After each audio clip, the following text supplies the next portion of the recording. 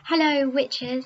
Welcome to the third part of my Learning to Love Your Body as Witch video series.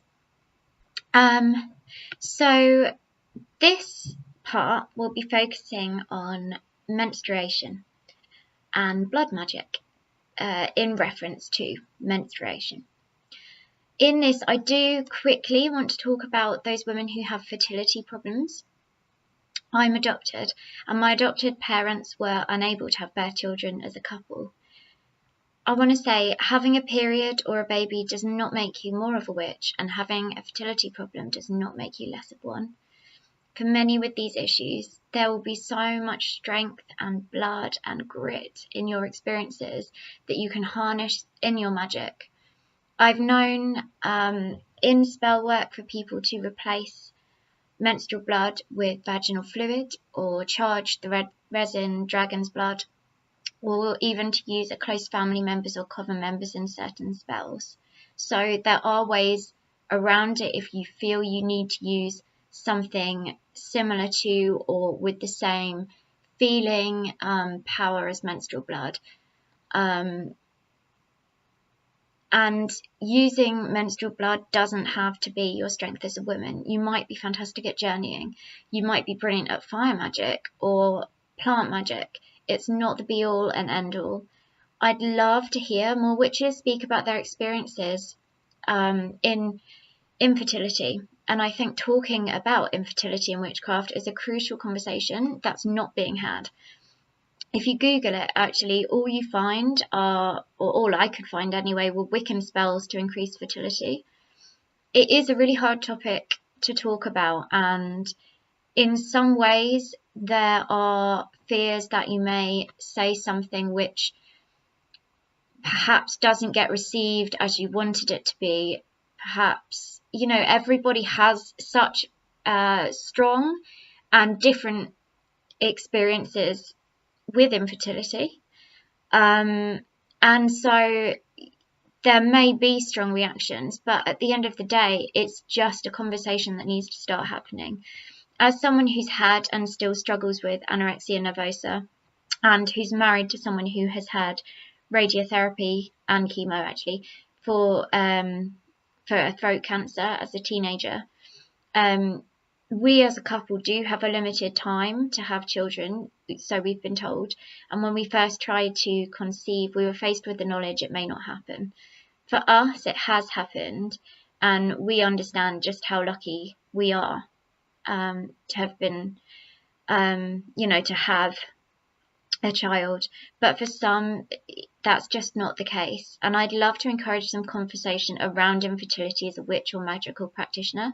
Some conversation that doesn't just concentrate on putting pressure on those who do have fertility problems to become fertile and create fertility with magic, but instead also focuses on how people can actually live with that infertility or even use it in their practice. So I really wanted to bring that up as a subject, and thanks for hearing me out if you're still here. Now, grab a cup of tea or coffee or any sort of cuppa really, glass of wine if you fancy, and we'll chat about menstruation. So for many women, menstruation is something frustrating or even annoying or disgusting. We are made to feel, often in school, that it's something to be hidden, to be ashamed of. There was always the panic of if you bled through your uniform or got caught short. And right back through history, we as women have been made to feel shamed by menstruation. And in many ways, actually, it can be seen as a gift. It's one of the greatest things that your body is doing. It's important that we work through the negative feelings and purposefully nurture positive ones. Start doing things you enjoy while you have your flow. You might always get your favourite meal on the night you start, for example. You could always treat yourself to your favourite takeaway chai tea on the first day of it on the way to work, or even every day all the way through if you have the means. And of course, you might want to create a red room or a red tent. If you don't know what I'm talking about at the moment, there seems to be quite a hype about it, but it's essentially a place where you can go and be peaceful during your menstruation. And often people choose red to represent the blood. They tend to have sort of comfy pillows and books and stuff. Now, for a lot of us, like me, that's not possible. But it is possible to do things like take the chance to have a long bath with some special oils, and, you know, just take that time away, perhaps do some more divination. I always drink the, it's a rose tea, and I think it's by Pucker. It's a women's health one. But I always drink that, and I find that to be a lovely sort of almost a meditation tool as well as something I enjoy. So I know that I'm doing it because I'm menstruating, and it gives me the ability, the sort of reminder to think about that, think about the blessings that brings, and you know, whether or not I want to do any spell work or magic practice surrounding that. For those who would like to work on some witchy remedies for pain relief, there have been some studies that have found ginger can be as effective as ibuprofen at relieving menstrual cramps. I'll link one study in the little boxy bit at the bottom to give a little taster for those who like some cold hard research to back up my burbling. But of course you can just Google it. If you Google ginger and ibuprofen, I think it's the second or third link even that comes up, and it is a proper medical study that has been done. Ginger is also known to be effective at relieving nausea, and as some women do get nauseous with their monthly bleed, it can be really useful there as well. There are lots of different herbs actually. If you look into it, you may find that you want some herbs which you know are nervine type herbs, like lavender, as a lavender tea, if you find that anxiety is high, or you may want to find some antispasmodic herbs if you tend to get sort of this spasmodic cramps. I will remind you about the pressure point here. If you found that your nausea and travel sickness has been affected by wearing the travel bands, then it can be that this may be more effective on you compared to someone who doesn't find that. But basically you find it's like a tender point here, and you press that both sides, and it will stop the cramps. I've found it to be quite effective actually, although obviously it's not a long-term solution. It can be very effective, and if you're in a meeting, for example,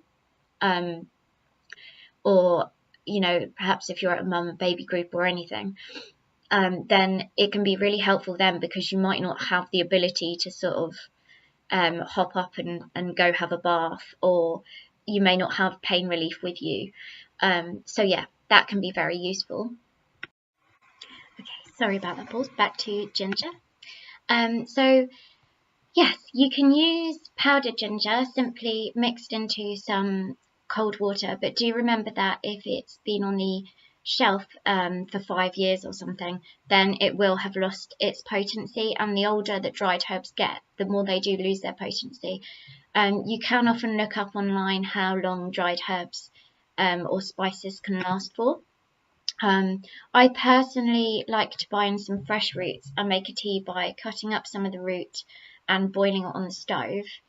You can skin it, but there isn't any need to if you don't want to.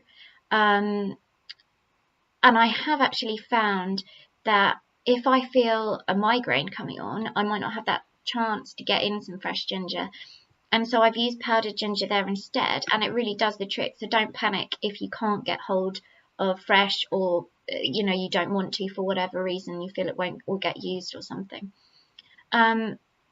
cinnamon oil and clove oil can also be useful pain relievers and can be really lovely to add to a massage oil.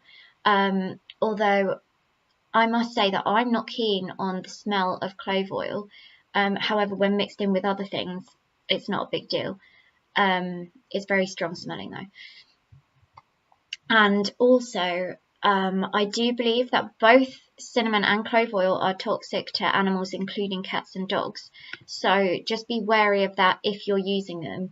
You know, it's really just that you don't want them being consumed, getting on the fur so that they're licked off, that sort of thing. So don't allow, don't massage yourself and then let your cat lie on all your, lovely oily skin.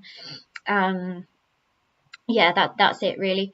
And of course, where you might be working with herbs or plants, if you're keeping plants in the house, do just be aware that there are some quite surprising plants that are toxic to animals, and often that doesn't get a mention. For example, things like aloe vera that are very popular, the saponins within aloe vera are toxic to animals. It's just things like that to just be wary of.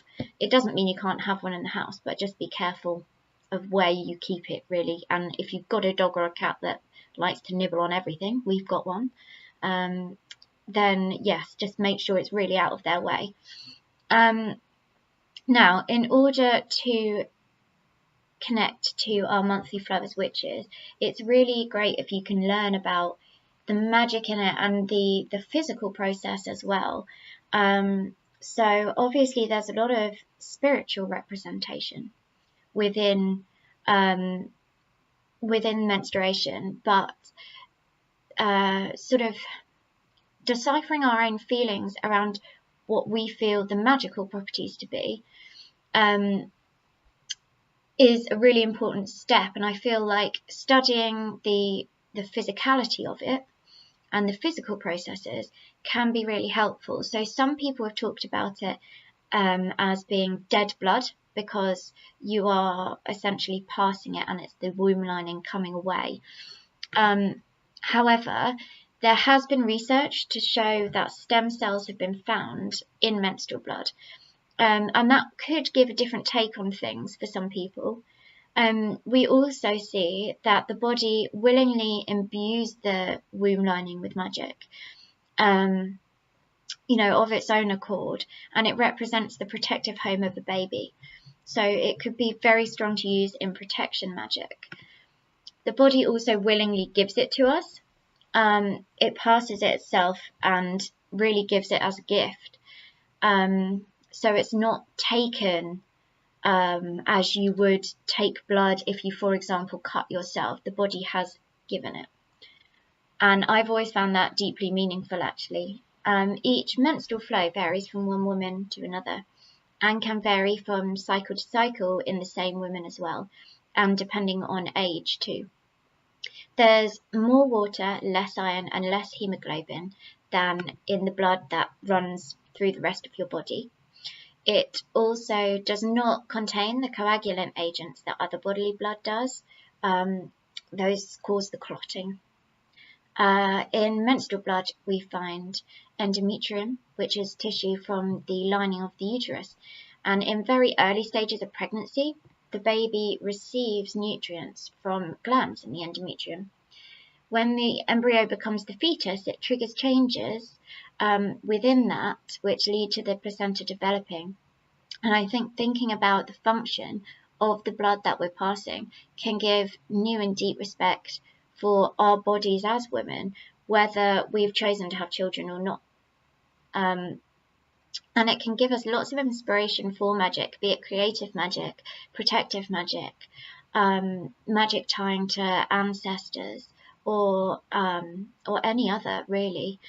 Some ideas on how to use it, because I know that often if you're starting out, sometimes it's almost too intimidating to just be told, use it in any way you want.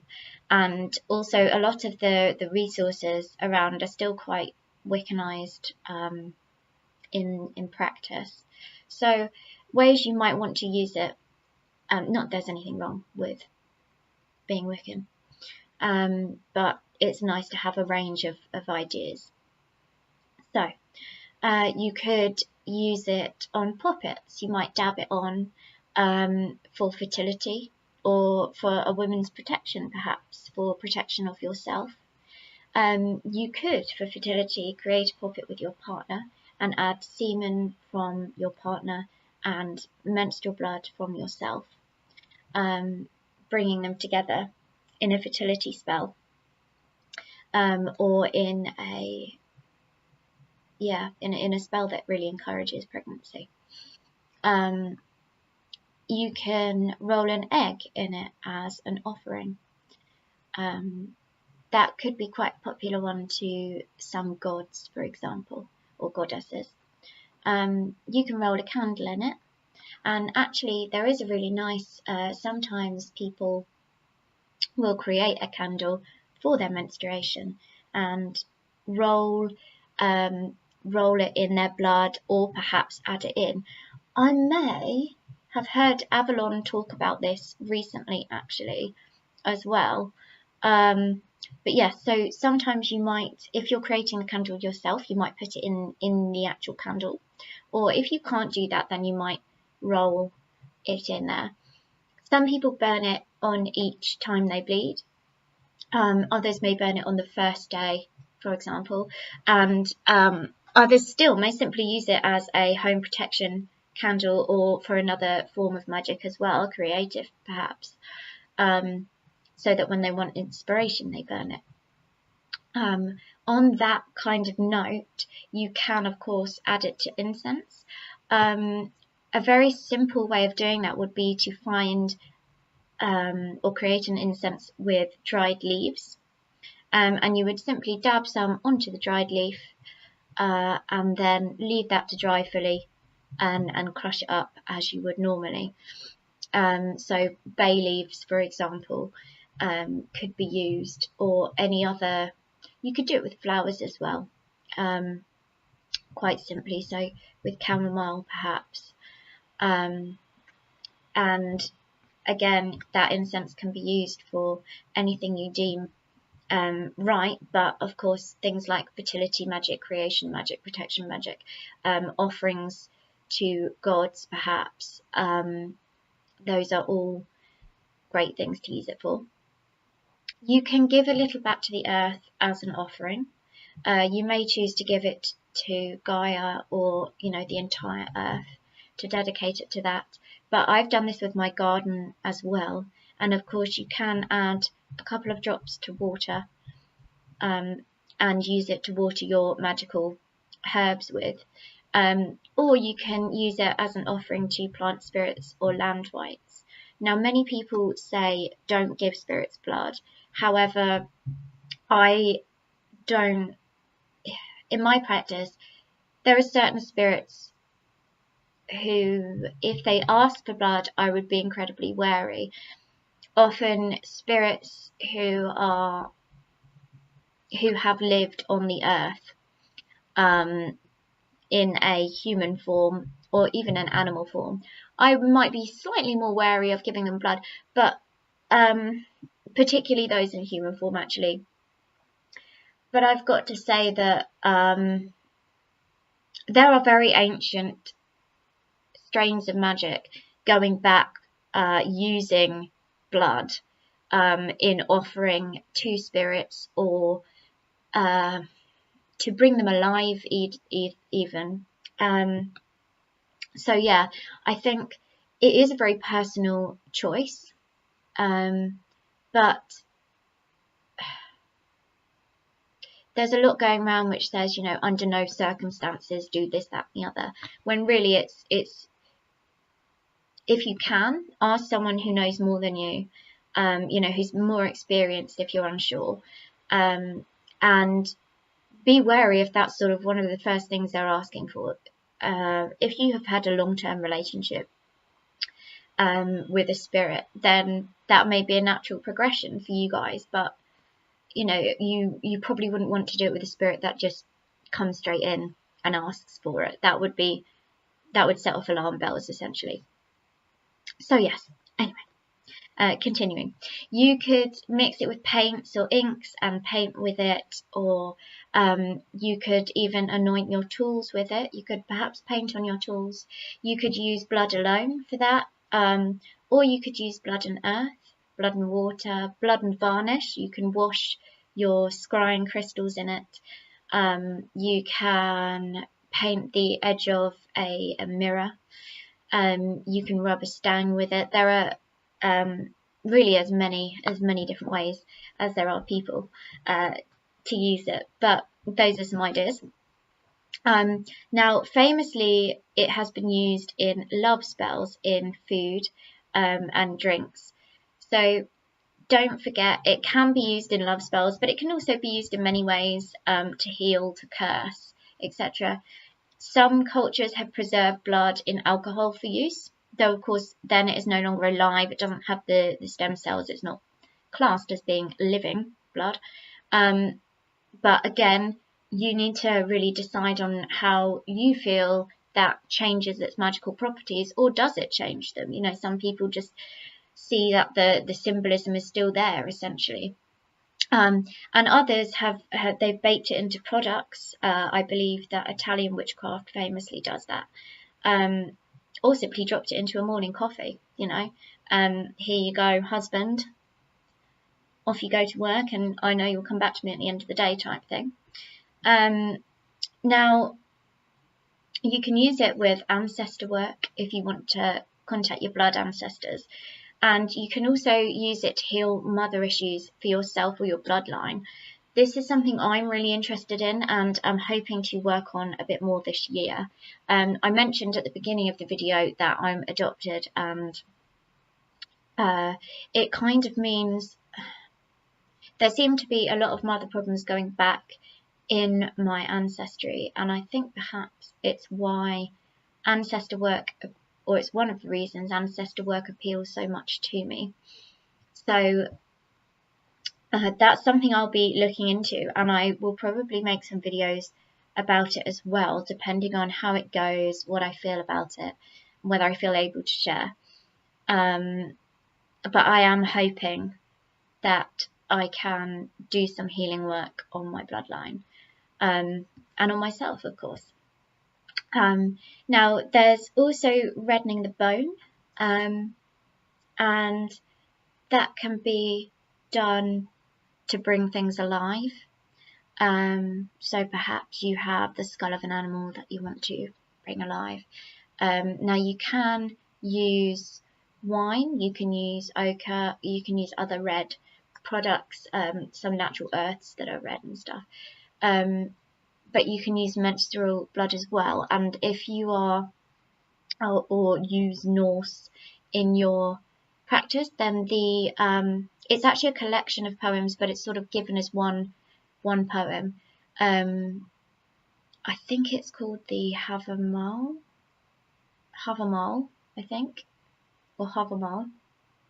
And it's said to be written by Odin, I believe.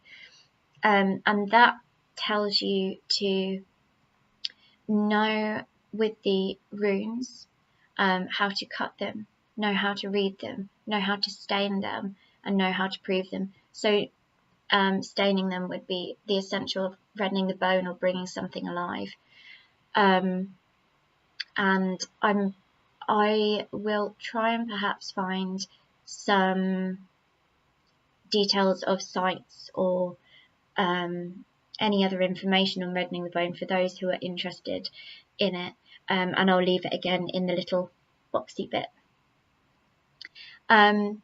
So just to conclude with a warning, with saying that, you know, be wary of your blood or any of your tools or parts of your spell work being accessible to other people, because it's a belief of many that having someone's blood can give the other person power over the person whose blood it is, as it's their life force. Similarly, if you think about the ways it can be used, those can be used in reverse against you. Then again, if you need some healing done and you want another witch to do it, and you really trust them, perhaps a family member or coven member, but I would certainly be incredibly wary of who you give that access to. And if you are younger, just remember that, you know, friendships do sometimes come to an end, and though you may be close to someone right now, it may be best that you hold off any sort of blood work, any blood work, or allowing that other person to be involved in your blood work. Make your blood work personal to you, and it's fine to be private about that. If you're younger or just coming into witchcraft, don't feel ever that, you know, you would need to share that work with somebody else. Right, so anyway, I really hope that you've enjoyed this part 3 video. I may carry on this series because there's been quite a bit of interest in it, and actually I'm really enjoying doing them. I apologise for the long break over Yule and Christmas. I was away for a long time, and then when we got back last week, my son had a number of appointments at a hospital that's a good distance away from us, so yeah, it was just pretty busy, and I was a bit knackered, to be honest. But blessings to all of you, and positive energy sent your way.